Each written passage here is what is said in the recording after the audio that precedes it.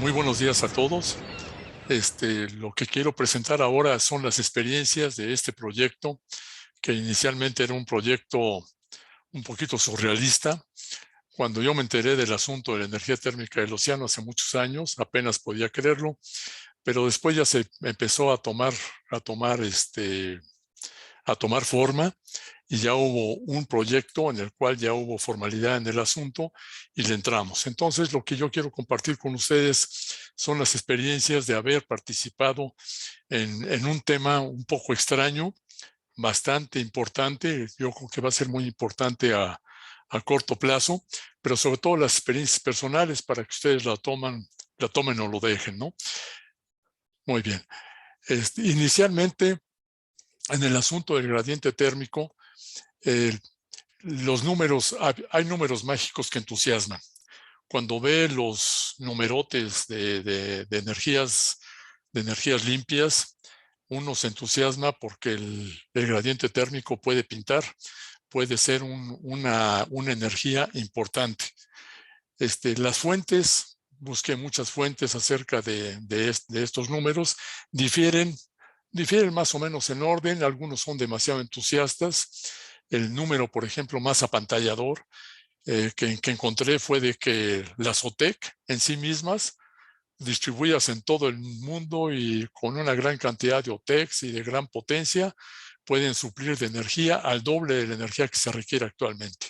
Bueno, esos son números demasiado optimistas, son como periodísticos, entonces había que tomar los números un poquito con mayor coherencia, con mayor precisión. Y en el caso del gradiente térmico, nosotros tenemos una gran ventaja, tenemos agua caliente en la superficie del Mar de México, en general, ¿no?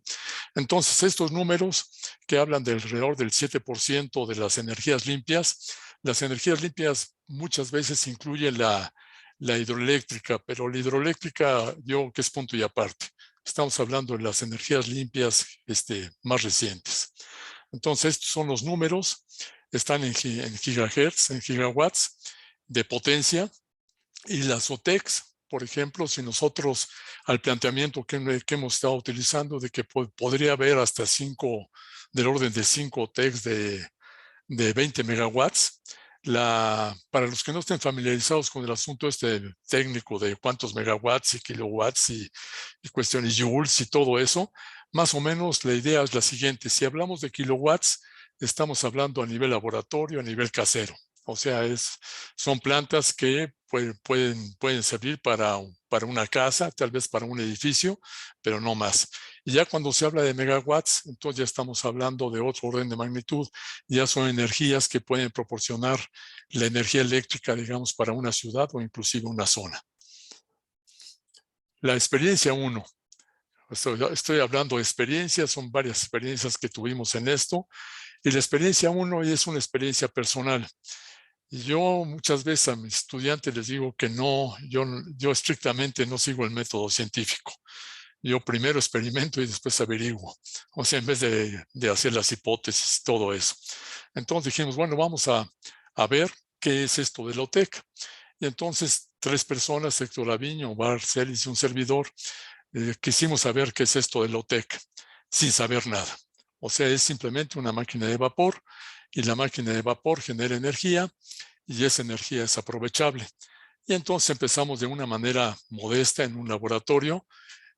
Pusimos una olla express casera, y esa iba a ser nuestra caldera. Y después, de la manera más ingenua que ustedes se puedan imaginar, utilizamos el agua fría de una cafetera de pasillo. Fue lo más ingenuo que nosotros encontramos por lo siguiente. El agua fría de un pasillo, por ejemplo, da a lo más un par de litros de agua fría.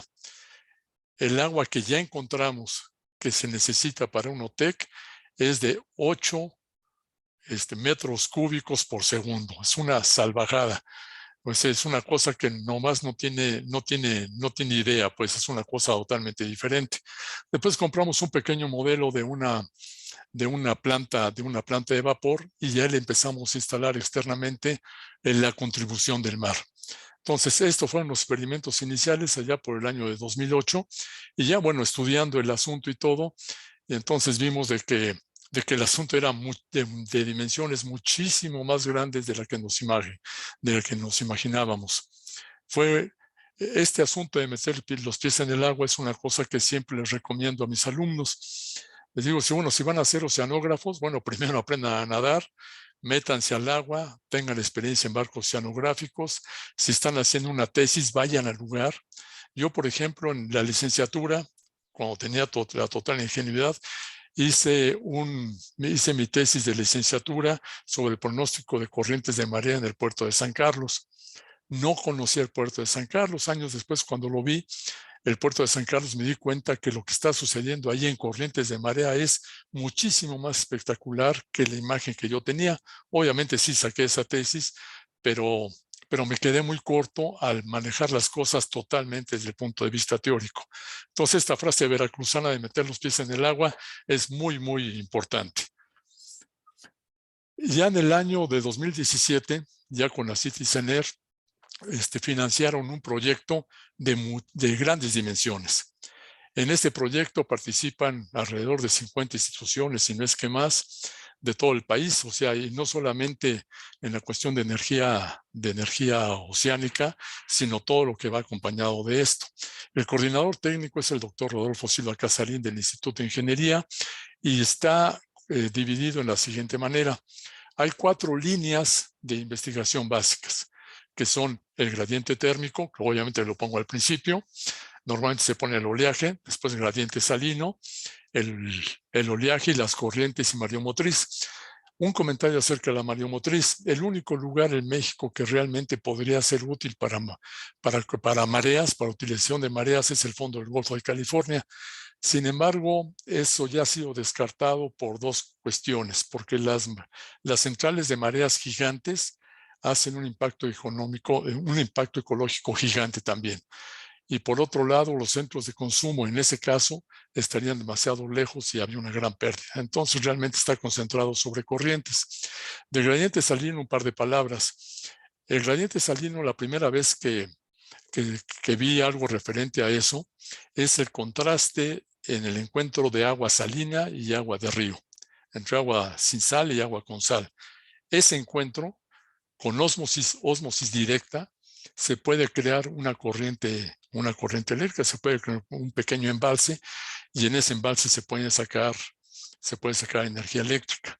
La primera vez yo lo vi en una revista de ciencia ficción por los años 60 como una cosa totalmente irrealizable.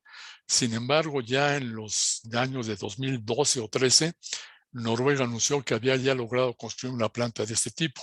Por lo tanto, se considera dentro de estas líneas transversales. La planta de este tipo es del orden de kilowatts, obviamente. Todos estamos a nivel experimental, pero es una cosa interesantísima que haya energías muy extrañas, ¿no? El oleaje es lo más visual. O sea, cuando uno ve el mar, ve que el oleaje es muy, muy poderoso. Pero cuando uno hace números, se encuentra con que hay energías muchísimo más grandes que el oleaje. Y es el equivalente a lo que estoy hablando, el gradiente térmico. Hay un autor ruso, Bershinsky, que hace un cálculo de cómo son las energías que se producen por diversos tipos de energía y habla que el oleaje es el equivalente a una presa de un par de metros de altura. El gradiente térmico puede llegar a ser el equivalente a una presa de más de 200 metros de altura. Y el gradiente salino todavía a nivel demasiado teórico es también del orden de 200 metros de altura. Entonces estamos hablando de energías verdaderamente gigantes. Las líneas transversales a los cuales se está organizado este proyecto son las que aparecen ahí: modelación física, la ecología, materiales, difusión y divulgación, integración en la red eléctrica, unidad de negocios, gestión de infraestructura y formación de recursos humanos. En muchas de estas líneas mi conocimiento era prácticamente nulo. Por ejemplo, la unidad de negocios. Yo en la universidad pues, me gusta hacer experimentos, me gusta hacer investigación, pero no sé vender. Y entonces hay gente que se dedica realmente a, a vender los productos y eso es parte importante en esto. Entonces yo aprendí mucho de todos mis colegas Hay mucho, mucho que aprender de todos ellos. Ellos son los líderes de investigación. Sin embargo, la cantidad de gente que participa es enorme.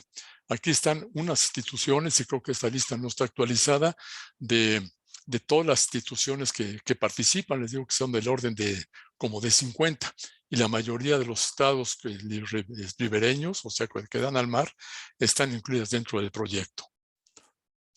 Les voy a poner un video que hicimos de lo que consiste una pequeña máquina de vapor. Entonces, una máquina de vapor que es, el invento no es nuevo, es el invento del siglo XIX. El siglo XIX tuvieron su auge, lo siguen utilizando, las termoeléctricas utilizan ciclos de vapor de algún tipo, y entonces consiste en lo siguiente: hay un fluido de trabajo atrapado en una tubería. Ese fluido de trabajo se calienta y a la hora de calentar produce vapor. El vapor tiene una energía gigante y esa energía es la que se convierte en electricidad. Después de, una vez convertida en electricidad, para completar el ciclo, el fluido de trabajo debe devolver nuevamente al estado líquido, para lo cual se necesita un refrigerante. Y después un sistema de bombeo obliga a este fluido de trabajo a dar la vuelta. Uno pregunta, ¿y dónde aparece el mar en estas dos condiciones? Aparece justamente en las dos cajas que están viendo ahí. Precisamente en el agua caliente, en el calentador y en el condensador. Es donde interviene el mar. Las otras cosas hay que ponerlas externamente, pero la OTEC, que es la máquina que genera esto, solamente se concentra en el calentar y en enfriar. Esa es la participación del OTEC. Entonces, la experiencia 2. El doctor Emilson una vez me enseñó una cosa: si no sabes, pregunta. ¿Ok? Entonces estamos iniciando con mucho entusiasmo, por supuesto, pero con conocimiento mínimo. O sea, con lo que habíamos hecho de experimentos en laboratorio, eran el experimento solamente para darnos cuenta de que el problema era gigante. Entonces, con los recursos y el apoyo del CEMIE, entonces iniciamos justamente desde la primera etapa preguntándole a los expertos. ¿Y cuáles eran los expertos? Bueno, los expertos, encontramos 3 expertos, y yo considero que expertos son los que de veras han metido los pies en el agua, los que de veras han construido plantas OTEC, y encontramos a 3 expertos que van a la punta, todavía lo siguen siendo a nivel mundial. Uno que es el doctor Kim de Corea, perdón, ahí me faltó la A, de Corea del Sur. Otro es el doctor Vega de Hawái, Luis Vega de Hawái. Yo aparezco ahí, esta es una foto que la tengo como, o sea, me estoy retratando con los de las grandes ligas, obviamente, ¿no? Y el doctor Yasushi Kegami de Japón, que es el que está liderando ahorita la Asociación Internacional de la OTEC. Estos 3 personajes tenían ya experiencia porque ya habían construido plantas OTEC y empezaron por construir plantas a nivel casero, a nivel de kilowatts. En el caso de Corea, el doctor Kim ya tenía una planta en una parte de Corea, una planta de 50 kilowatts. 50 kilowatts, imagínense ustedes que es una planta como para 25 casas, más o menos, ¿no? Pero ya es una planta que funciona. Es una planta que ellos instalaron la tubería en el mar, una tubería de más de 5 kilómetros en la horizontal y de 500 metros en la vertical, o sea, buscando agua profunda, y esos ya tenían una planta funcionando, o sea, una planta experimental. En este momento, en el momento actual de 2022, ya estamos haciendo la transición, bueno, a nivel mundial, entre plantas a nivel experimental y plantas ya de explotación. Y el doctor Kim precisamente es el líder que va en esa dirección. La persona del medio, que es el doctor Luis Vega, él es peruano y tiene una experiencia bárbara. Él trabajó en Hawái, estuvo en Hawái en una planta experimental, también del orden de kilowatts, pero esa planta experimental trabajó durante alrededor de 6-7 años, del 92 al 97 aproximadamente, y fue una planta que ya produjo energía y la metió a la red. O sea, es precisamente un líder de esa generación. Ya en este momento ya está retirado, pero retirado en la forma oficial, pero en realidad sigue asesorando todos los esfuerzos que se hacen. Y obviamente cuando le platicamos de que si nos venía a enseñar, obviamente lo aceptó. La palabra workshop es demasiado elegante. Workshop es compartir experiencias. Aquí lo que hicimos fue nada más compartir las experiencias de ellos tres con todos los demás. Y el doctor Ikegami de Japón, pues también precisamente ya tienen una planta muy bonita, una planta experimental. Más adelante muestro una fotografía que ya está en funcionamiento y ya están, ellos ya están en el momento de pasar a megawatts, al siguiente paso. En una vez fui a un congreso en Estados Unidos, a una reunión de gente interesada en OTEC, y me dijeron lo siguiente: México está sentado en una mina de oro y no se han dado cuenta de ello. ¿Por qué? Porque lo que se necesita es la diferencial entre la temperatura de superficie y la temperatura a cierta profundidad, no hasta el fondo. Con 700 metros es suficiente. Con ese diferencial ya es factible hacer una planta OTEC. Entonces se necesita que el agua de la superficie en sí, la mayor parte del año, si no es que todo, tenga una temperatura suficientemente caliente para que el diferencial con el del fondo sea lo suficiente para que la planta no se pare. En este mapa hay que tener, les quiero hacer hincapié, en los puntos azules por el momento ignórenlos, que son plantas propuestas.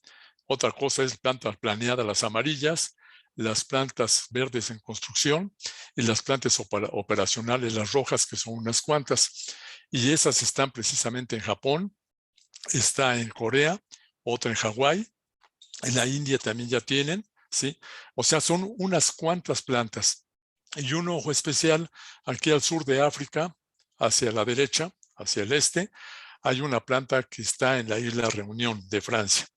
Cuando oímos hablar de esa planta, lo primero que nos interesó es saber dónde se encuentra la isla Reunión. Y la isla Reunión se encuentra junto a la isla Mauricio, en esa región, enfrente de Madagascar.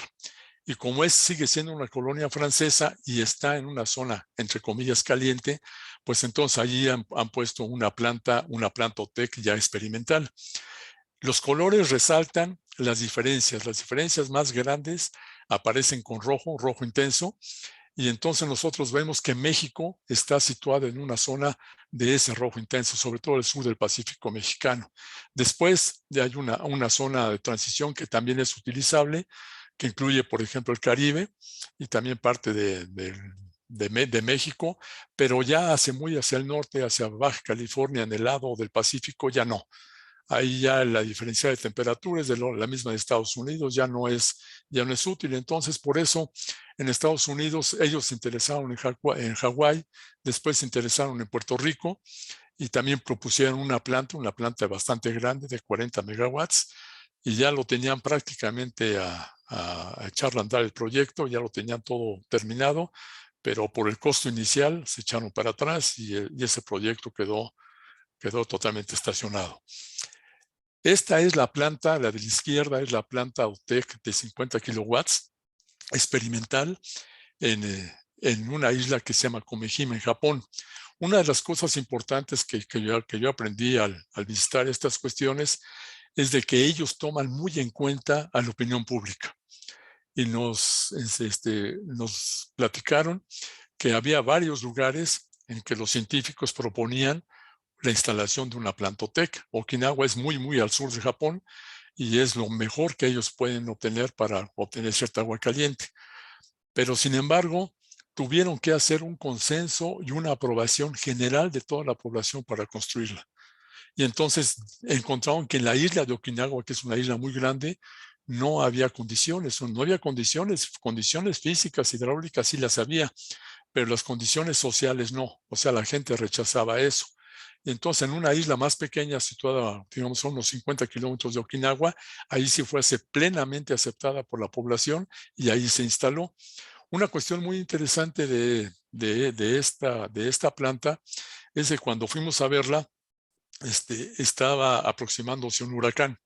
La planta es suficientemente fuerte para resistir el huracán, pero obviamente la detuvieron, cerraron la planta durante el paso del huracán, que fueron 3 días, y al cuarto día fuimos a echarla a andar. Bueno, yo fui de curioso nada más, pero fui con el encargado y me di cuenta de una cosa muy sorprendente. El número de operadores de esta planta es de 1. Una sola persona se encarga absolutamente del funcionamiento de esa planta. En la derecha es la planta experimental de la isla Reunión que tienen los franceses, y es una planta que no maneja el ciclo completo. O sea, no extrae no extrae agua ni de la superficie ni del fondo, aunque está en un lugar donde podrían hacerlo. Pero ellos están abocados a cosas ya muy, muy especializadas en dos cuestiones importantísimas: el intercambio de calor. O sea, estaban viendo la manera de que mejoraban por pequeños porcentajes el intercambio de calor entre los diferentes componentes. Y la otra cuestión que es básica, que es el fluido de trabajo. El fluido de trabajo puede ser inclusive agua de mar, así lo utiliza la India, pero pueden ser refrigerantes. Y el mejor de todos las sustancias es el amoníaco. Sin embargo, el amoníaco está catalogado como una sustancia peligrosa. Entonces, los cuidados que tienen para que no haya ni un miligramo de fuga de amoníaco es tal que cuando van a hacer experimentos en esta planta, militarizan la zona. O sea, no dejan que nadie más que no esté involucrado pueda entrar.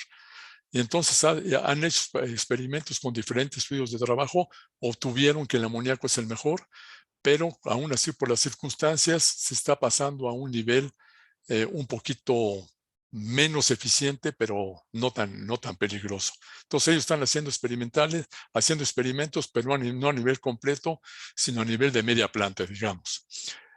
Y la experiencia 3, los proyectos a largo plazo se cumplen.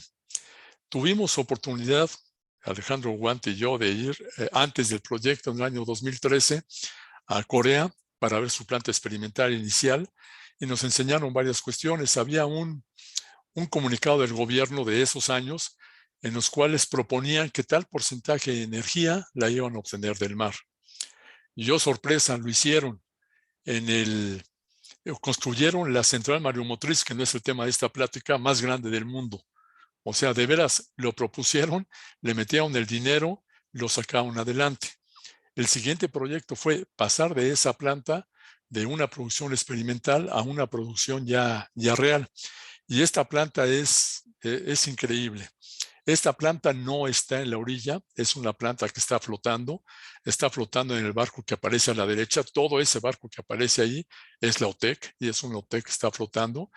Y ellos, con la gran visión de la OTEC, están proponiendo lo siguiente: que esa planta se vaya a instalar en el mar, en una isla de la Polinesia, y va a suministrar tanto energía como agua potable a esa isla. La isla se llama Kiribati, pero ellos están viendo todo el potencial que puede tener esto en toda la Polinesia. Entonces, son plantas que pueden surtir tanto de agua potable como electricidad a las islas de la Polinesia. En la izquierda se ve una sección de la tubería. Esta sección es de 100 metros de longitud. Es toda una hazaña poner ese tubo en el mar. Ese tubo se sumerge, se traslada y por el centro del barco se enchufa, y después se enchufan las otras secciones. La experiencia 3 es poner los pies en la tierra. O sea, vamos a ver de veras qué se puede hacer. O sea, cuando uno ve la planta OTEC, los números iniciales desaniman mucho porque el costo inicial es muy, muy, muy grande.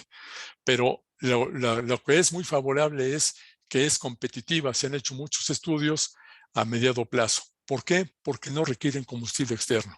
El combustible es precisamente la diferencia de temperaturas entre el agua del fondo y el agua de superficie. Esa diferencia hace que no se requiera combustible para echar a andar una planta OTEC. Por lo tanto, a mediano plazo, ya una vez hecho el gasto inicial, es una planta que va a requerir prácticamente, combustible siempre va a requerir para arrancarla, pero una vez en funcionamiento ya no. Y entonces la misma OTEC suministra energía para las bombas. Entonces, sí es competitiva a mediano plazo. Y después la contaminación que tiene es muy baja. Si solamente pequeñas fugas que pueden existir, eso va a ser el contaminante, y el contaminante de las bombas. Pero haciendo números es un número muy, muy bajo. Y hay una cosa que le llaman factor de planta, que significa es qué tanto trabaja por día, ¿no? Nosotros, por ejemplo, tenemos un factor de planta de 8 horas, ¿no? Trabajamos 8 horas al día. Si no es que más o menos, ya depende de cada quien, ¿no? Pero el factor de planta es muy alto. es prácticamente todo el tiempo. Eso lo hace tremendamente competitiva. Y después, a la hora de ver la eficiencia, la OTEC también desanima inicialmente porque está sujeta a unas fórmulas que un francés, aunque ellos fueron los que inventaron esta planta, también fue un francés el que le echó a perder, que se llama Carnot, que calculó cuál era la eficiencia de una planta dependiendo de diferencias de temperatura. Y entonces el orden de la eficiencia es el orden de 6 o 7%. Dice, no, pues eso es bajísimo, ¿no? Bueno, es bajísimo, pero vamos a hacer una comparación. En una ocasión fui a una conferencia en la Facultad de Ingeniería del UNAM y hablaron del petróleo. Y entonces dijeron, por 100 unidades energéticas que salen de un pozo petrolero, o sea, sale el petróleo, tiene 100 unidades energéticas, se van perdiendo en el camino, en todo el proceso, en el transporte, toda la conducción, etcétera, etcétera. ¿Cuánto de ese porcentaje realmente se utiliza ya en eficiencia, en uso? O sea, para mover un automóvil. Entonces, de 100 unidades de energía, solamente una unidad de energía finalmente es la que se utiliza. Entonces vaya números, ¿no?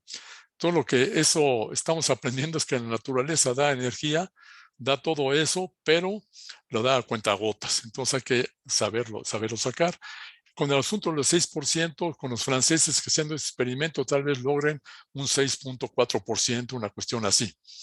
Y después los retos. El gasto inicial del OTEC es mayor, pero con el asunto, cuando el petróleo de veras entra en crisis, entonces ya va a ser favorable. Los proyectos iniciales, uno dice, bueno, tengo este proyecto y lo he hecho andar en varios meses. Pues no, inclusive para los coreanos, lo que nos comentaron es, desde el momento en que ya tienen el dinero, ya tienen la aprobación, ya tienen el terreno, ya tienen todo, ya tienen el proyecto ejecutivo, o sea, tornillo por tornillo, de eso a que ya esté construido, el orden del tiempo es de 5 años. Uy, entonces ya estamos como unos 10 o 15 años atrás de ellos, ¿no? Y después otro punto en el cual una de las líneas de trabajo ha sido muy importante es la corrosión de los materiales. Entonces el agua es salada, tiene una cantidad enorme de componentes y si no es uno, es otro el que ataca los materiales. Por ejemplo, la construcción de la tubería es un material muy especial, construido en Japón y ese material, después de 5 años de trabajo, ese material prácticamente no ha tenido corrosión. O sea que sí hay manera de librarlo eso. Y después la protección con las tormentas. Para este asunto de la protección de las tormentas hay dos categorías. Uno, ponerla en alta mar, pero en lugares donde las tormentas no sean frecuentes. Y otro, ponerlo en la orilla, pero aunque haya tormentas, esté en la orilla, o sea, en una zona protegida, así como mostré la planta de Japón. ¿Qué tenemos en México? Uno de los resultados de este proyecto fue el de hacer mapas a detalle de todos los lugares en la República Mexicana donde pudiera construirse una plantotec. Y obviamente son los rojos. Son los rojos y un poquito los naranjas.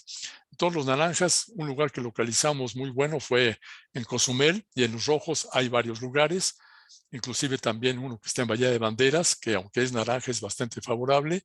En Los Cabos, en la región de Los Cabos, puede ser, pero es temporal, es solamente durante el verano. ¿Sí? Entonces, pero esencialmente todo el sur del Pacífico mexicano es una zona tremendamente favorable para estas plantas. Entonces, estuvimos estudiando datos oceanográficos a todo alrededor de la República y ya estamos, bueno, fue uno de los productos de este proyecto. Ya publicamos 2 atlas, un atlas general y otro atlas a nivel de lugares específicos donde se puede construir un OTEC. Entonces, es, digamos, nuestra mina de oro, ¿no? Entonces, como ven, el Pacífico mexicano, inclusive las zonas naranjas, también son muy favorables. Entonces, para esto, para construir plantas no en alta mar, porque México sí está mal situado en ese caso, porque sí hay tormentas por todos lados, y digamos, el Golfo de México no es favorable porque, como pueden ver ahí, se denota que hay una plataforma continental muy amplia. Por lo tanto, construir una tubería para lograr una profundidad de 700, 800 metros sería tan larga que toda la energía ganada se pierde en el camino. Entonces, realmente nos interesan más las zonas profundas.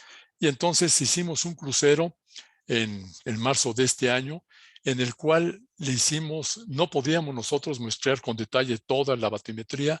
La batimetría es, la profundidad se conoce al más o menos, o sea, cada vez se conoce mejor, pero necesitábamos una batimetría a detalle. El Puma tiene el equipo para hacerlo. Entonces, esto lo hicimos en estos lugares, fue en Puerto Vallarta, los lugares que aparecen aquí con blanquito. O sea, entonces, Puerto Vallarta es una buena zona, Petacalco es otra zona y Puerto Ángel es nuestra zona estrella. Es la que tiene el mayor gradiente. ¿Por qué? Porque el agua es demasiado caliente ahí todo el año, por lo tanto la tubería no necesita ir hasta 700 metros, con ir alrededor de 500 metros es suficiente. Y entonces eso reduciría mucho el costo. Entonces fuimos a mostrar con muchísimo cuidado, con muchísimo detalle cómo era la batimetría para encontrar los posibles lugares para construir ya una tubería una vez que se seleccionen.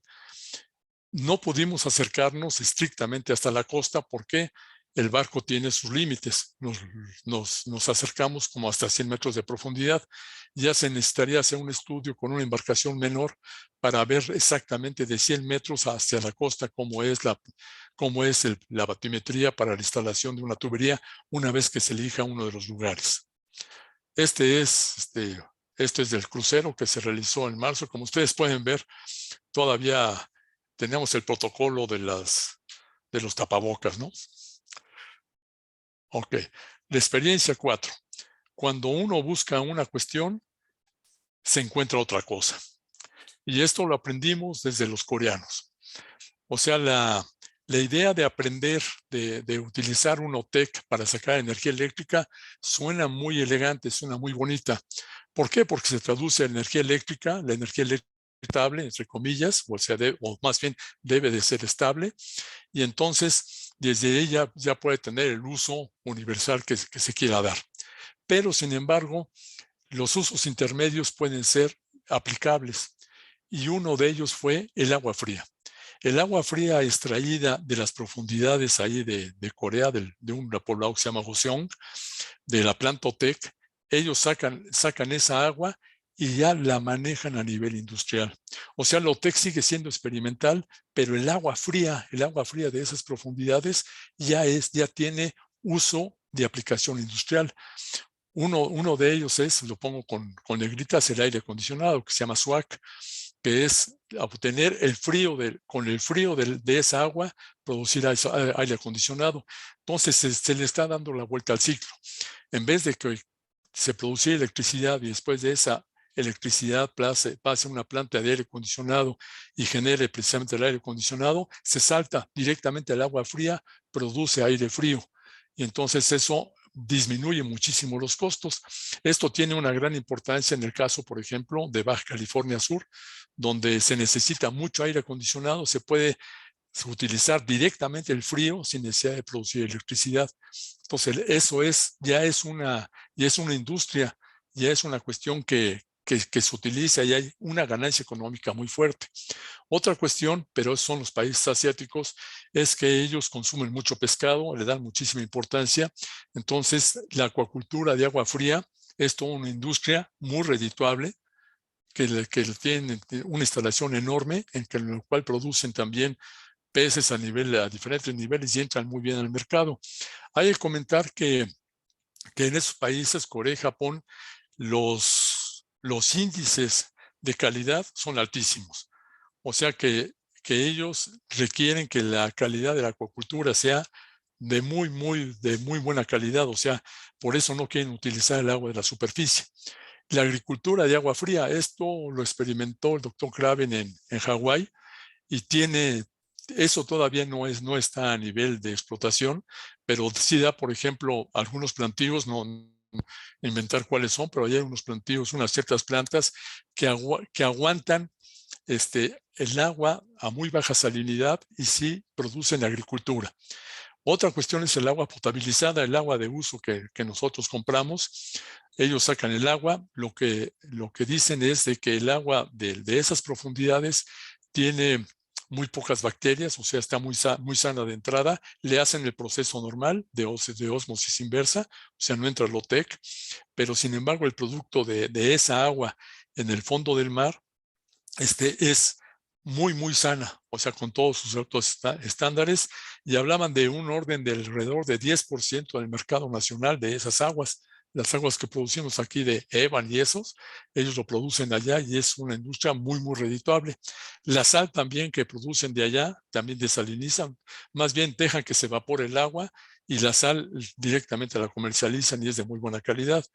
Le pongo un asterisco al asunto de los cosméticos, porque eso es cuestión de moda, ¿no? Al rato se les ocurre que los cosméticos de otro lugar son mucho más importantes y más bien yo creo que eso entra en cuestión de mercadotecnia, pero venden lodos, venden agua, hacen cremas y todo eso, que es una industria muy próspera, pero creo, yo no le aconsejo que la sigamos acá, ¿no?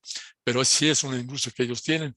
Sobre todo nosotros aquí en México, nosotros podemos empezar con el aire acondicionado. Eh, el doctor Oscar Reséndiz y su grupo han estado haciendo investigaciones ahí en Baja California Sur para proponer sistemas de aire acondicionado en diversas unidades habitacionales. Ya son proyectos ya en concreto, ¿no? O sea que sí se puede utilizar esto.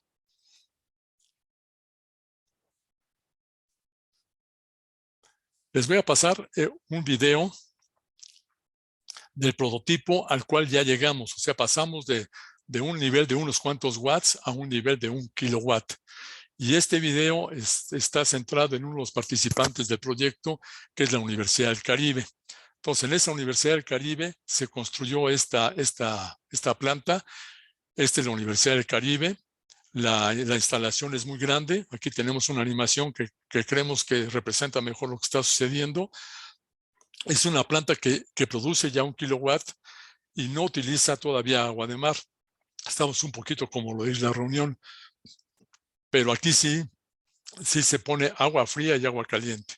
El agua fría y el agua caliente se calientan externamente, pero se ven todo el resto de los componentes.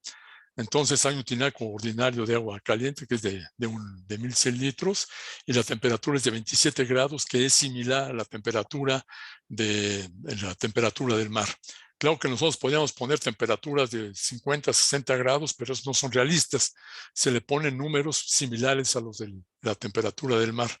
Y entonces el agua pasa por el calentador y el de la derecha es el intercambiador de calor. Entonces, lo que se le extrae realmente no es el agua caliente, sino el calor almacenado en el agua caliente. Y entonces, ese lugar del evaporador es el que produce precisamente el vapor y es el que va a ser utilizado para el OTEC. Entonces, como ustedes pueden ver allí, este es el ciclo en el cual generan. Y este es el ciclo del condensador, algo similar. Y entonces aquí tenemos un aparato para producir frío. El condensador, que sería el equivalente a extraer agua de mar directamente sin condensador, simplemente con un intercambiador de calor, simplemente se pasa el agua fría debe de ser del orden de alrededor de 7 grados centígrados, y este es todo el complejo de la planta. Esta planta ya existe, ya las pruebas ya son positivas, ya están dando casi el 1 kilowatt que estaba propuesto, y ahí se ve la turbina, que fue un dolor de cabeza, porque buscamos proveedores mexicanos y tardaron bastante en hacerlo, retrasaron un poquito el proyecto. Y esta gráfica es similar a la anterior, nada más con una gran diferencia. Ya estamos en el mapa. O sea que ya a nivel internacional, ya esta planta aparece aquí en Cancún, aparece esta planta que es de 1 kilowatt, que es similar a las otras plantas.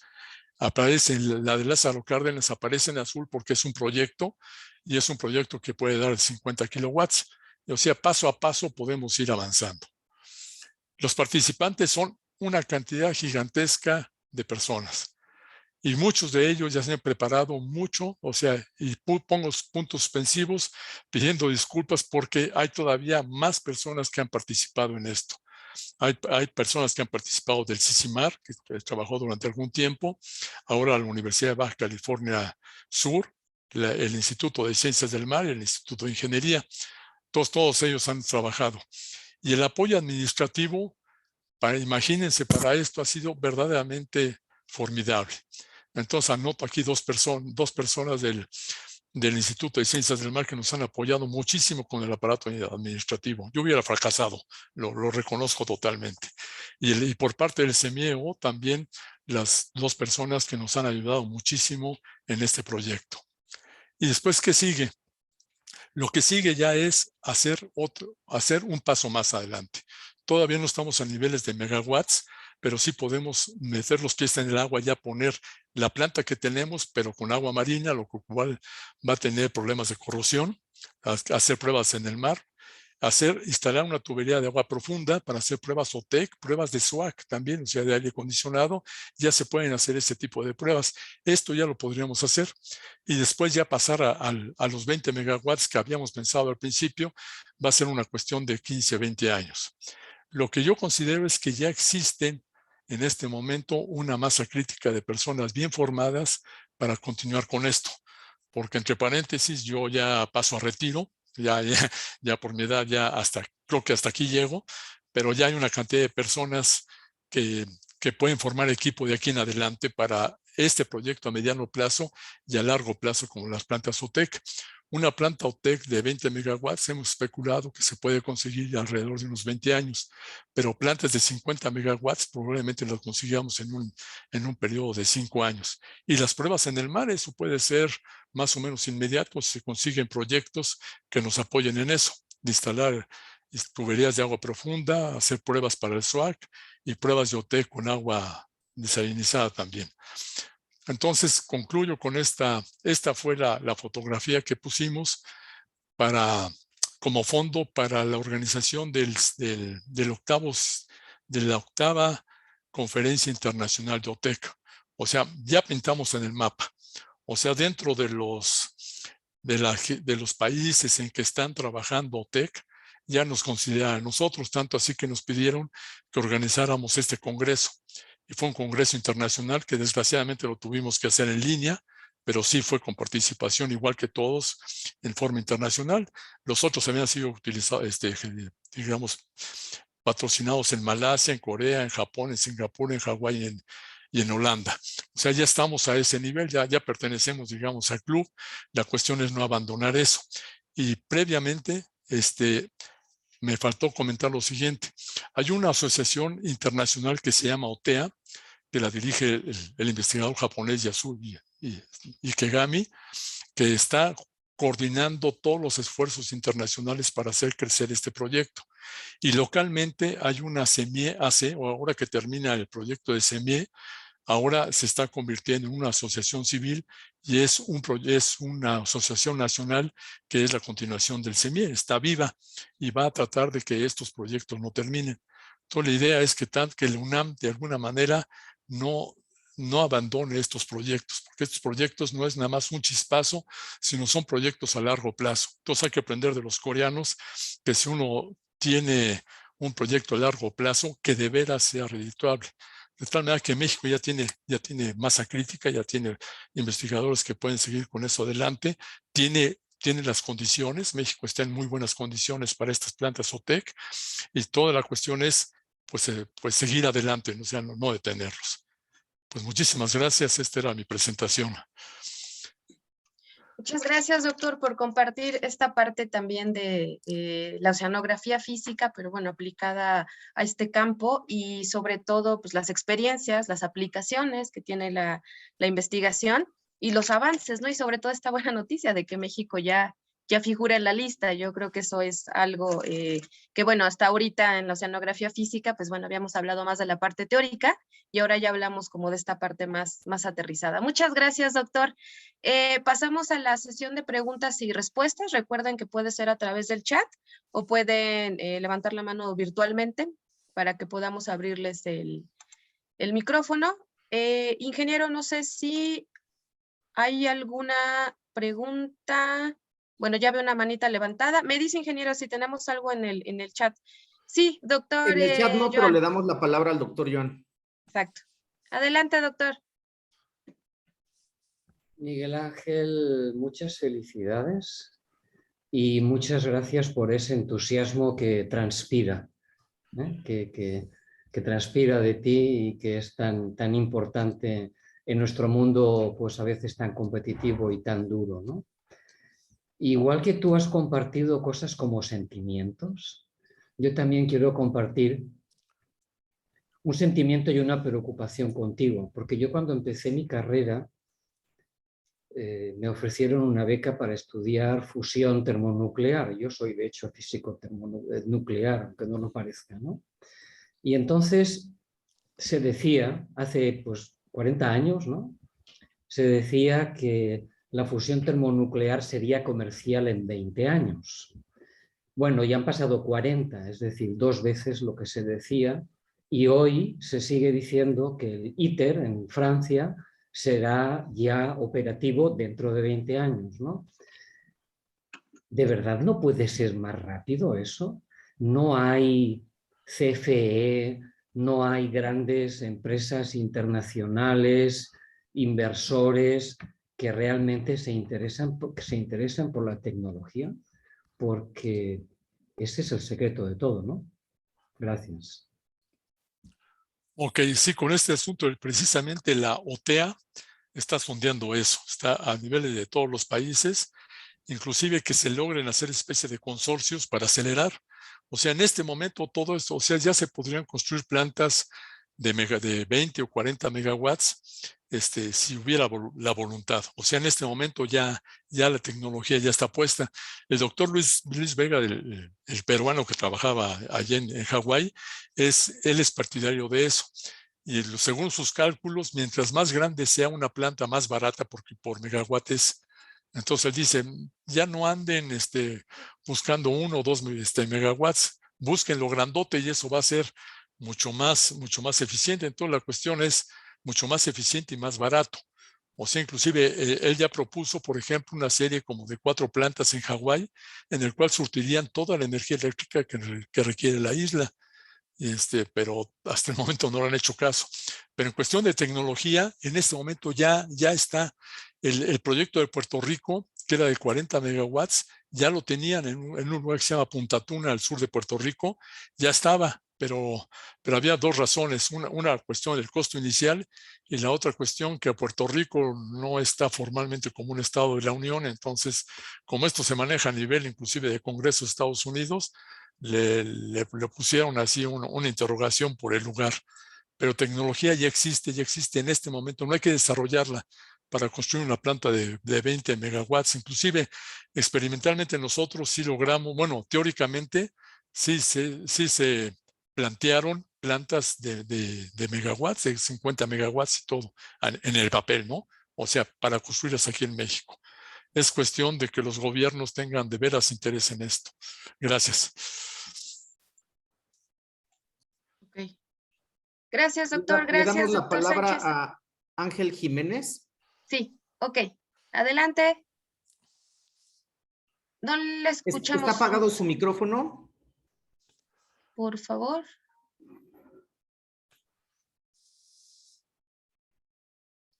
Audio. Ahí está. Ahí está. Listo, adelante. Bueno, en primer lugar, pues felicitaciones a Miguel Ángel Alatorre por sus 50 años de trabajo intensivo en la oceanografía. Realmente desde el 72 que lo conozco, fuimos compañeros en muchos proyectos y es una persona muy trabajadora, admirable, nos ha impulsado a todos y bueno, como dice él, en algún momento llega el final de la carrera de uno.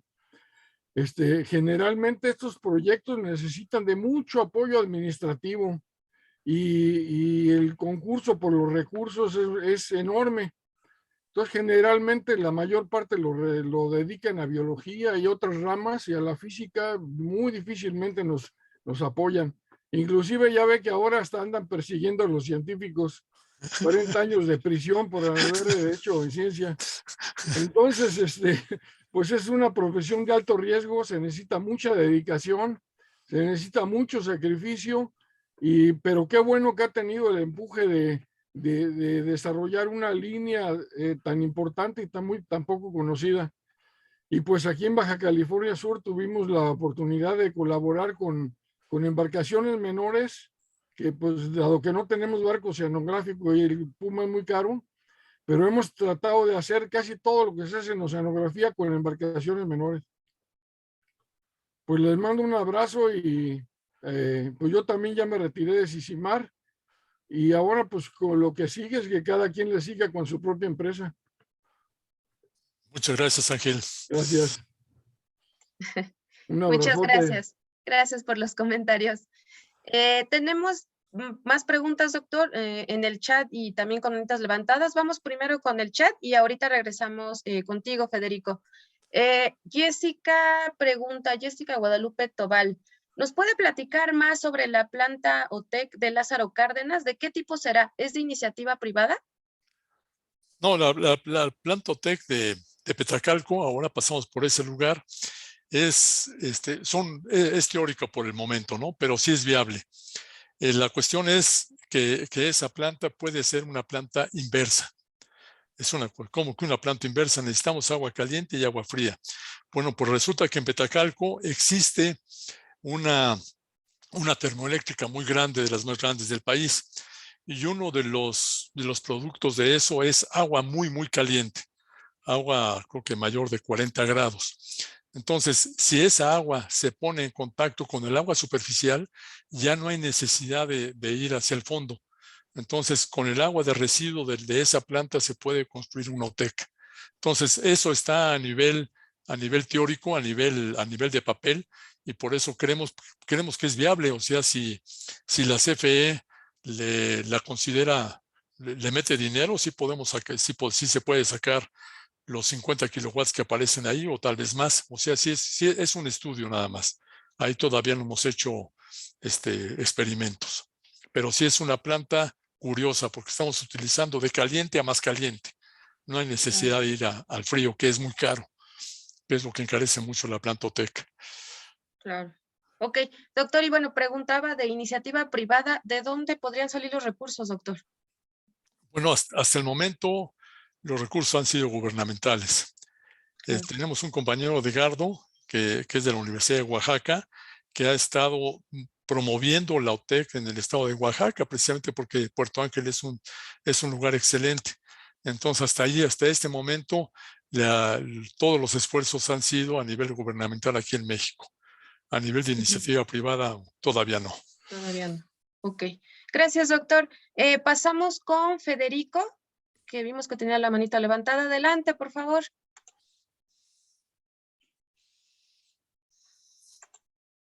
Nada más su audio.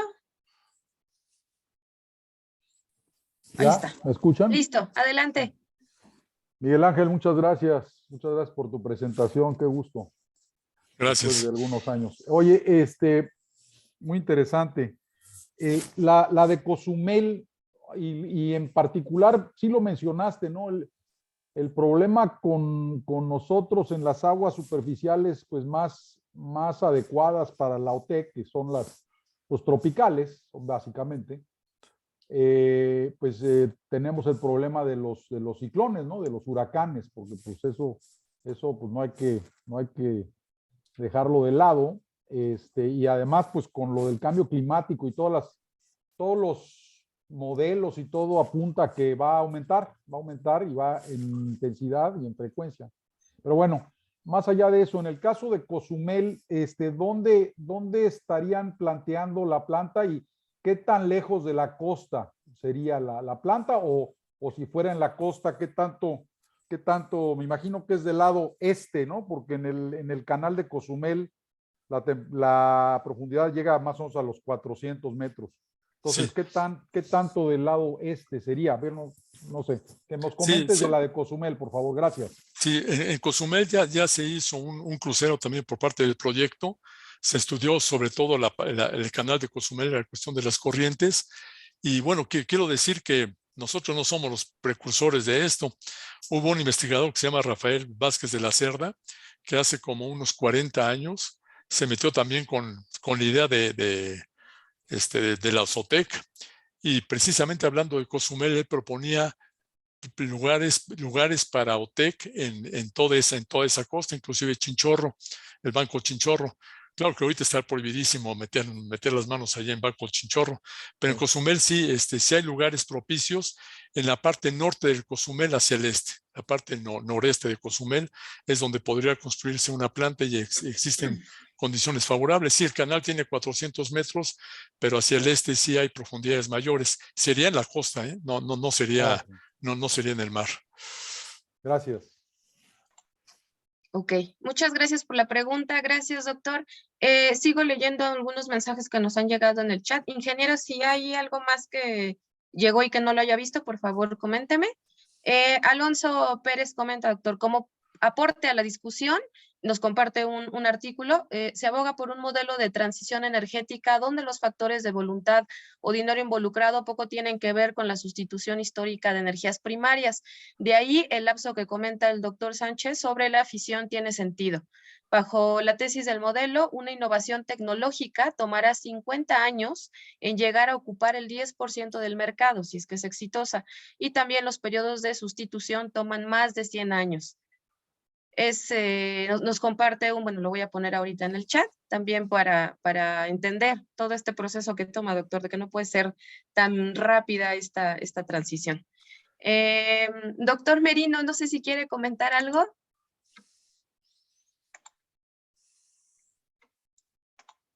Ahí está. Sí, doctor, adelante. No, pues solo hay un punto en el que no estoy de acuerdo con el doctor Alatorre. Sí, adelante, doctor. Definitivamente eso de que se retire no es viable. No es viable y bueno, yo lo que le propongo es que se medio retire, pero tiene que estar aquí con nosotros para impulsar esta y otras ideas. Eso es todo. Gracias, Martín. Hasta que tengamos las plantas, doctor. En ese momento. Ok, tenemos otra pregunta. Ya vamos a ir cerrando esta. Gracias, doctor Merino. Vamos a ir cerrando ya esta sesión. Carmen Guadalupe dice, ¿cuál sería el costo promedio por kilowatt hora y cómo compite con otros energéticos? Miren, con respecto a esto, como el kilowatt hora el costo es variable, se habla en centavos de dólar y todo eso, dicen que los estudios que se han hecho dentro del grupo de nuestro grupo hablan de que el kilowatt hora producida por OTEC ya es totalmente competitivo a partir de que el petróleo cueste a $100 el barril.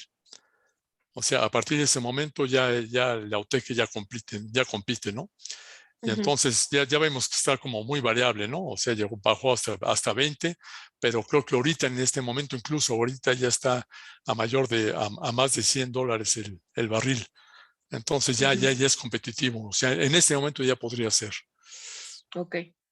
Ok, doctor, sí, ya considerando la situación en la que estamos, ya no es como esperar, ya actualmente ya es competitivo. Un comentario de Lisandra, muchas felicidades, doctor, por su presentación y arduo trabajo. Ingeniero, ¿alguna otra comentario que se me haya ido? Sí, acaba de llegar uno más, de la doctora Marta Reguero. Muchas gracias a Miguel Ángel por compartir su conocimiento y experiencias. También felicidades por los 50 años de actividad académica. Enhorabuena, doctor, por estos 50 años.